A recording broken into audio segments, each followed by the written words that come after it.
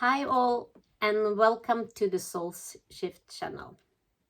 Today I will talk about how Vishen Lakhiani's book, The Code of the Extraordinary Mind, became an important part of my personal growth. As I mentioned earlier, I listened to many books during this time, and from The Code of the Extraordinary Mind, I brought with me the morning routine, which I eventually combined with the miracle morning.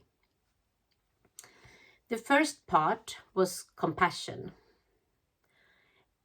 And the book advised putting the people and things around you, the globe, the universe, into white cloud. And I did something similar.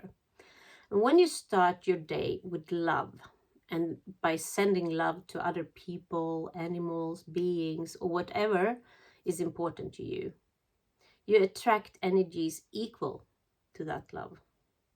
And the fascinating part is that you can actually feel it within your own body. One of the lines in my affirmation is love with my full heart at all times. And the first time I said those words out loud, I felt bubbles in my stomach.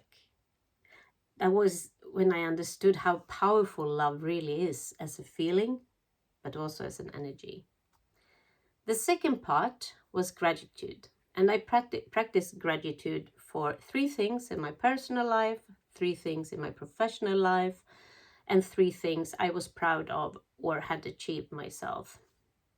Nowadays, this part of the morning routine often continues for quite a while, partly because I truly don't want to forget anything to be grateful for. The third part was forgiveness. I remember this being a very difficult part in the beginning. In the book, Vishen explains an exercise where you go through a process for forgiving something that has happened. This became an incredible important lesson for me because it released so much heavy energy and freed up space for something lighter, something more positive. Honestly, learning to forgive other people has been a tremendous blessing and gift in my life. But it was not easy, and it took both time and energy to move through that stage. Still, it was absolutely worth it. The people I felt I needed to forgive have absolutely no idea about the process I went through. And that isn't important. The important part is what it did for me. So I no longer had to carry around so much anger and negative energy within myself. The next part was visualization and visualizing the future, what your dream life would look like. And after that, visualizing your perfect day. I will leave those 2 parts for now and come back to them another time, because back then this part was difficult for me. I still didn't really understand what I wanted or what my purpose in life was. I couldn't truly hear my inner voice yet, so I will come back to it another time.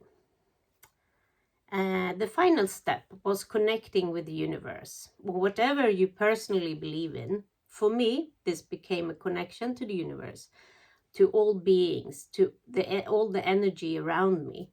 In the beginning, I would simply stand still and visualize a beam of light going up to the heavens and then returning back into me, filling me with love and energy. This eventually became my silence in the miracle morning, the Savers routine I spoke about the other time.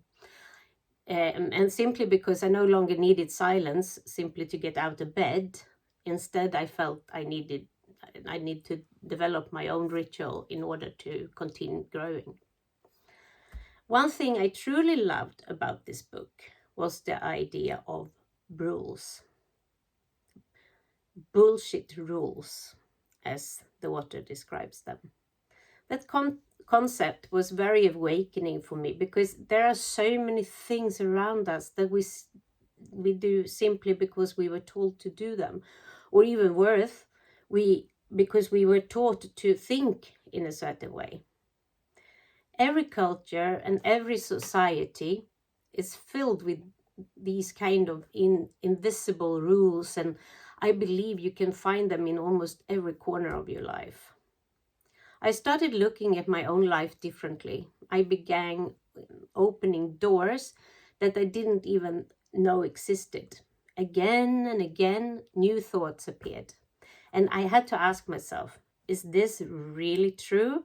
Is this really serving me? Many times, I realized that it was just another belief that I had swallowed without questioning. Something I had allowed myself to believe simply because it had always been there. And most of the time, those beliefs only prevented me from becoming the most beautiful version of myself that I could possibly be.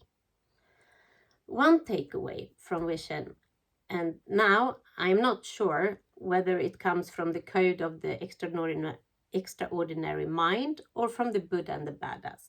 But it honestly doesn't matter, because it stayed with me and I still use it in many parts of my life.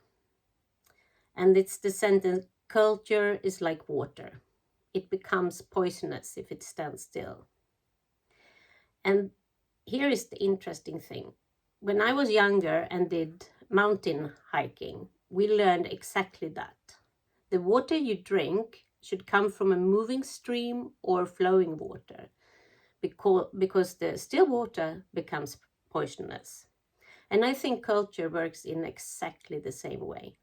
If we don't allow it to move and transform together with the world around us, it slowly becomes something toxic instead of something alive.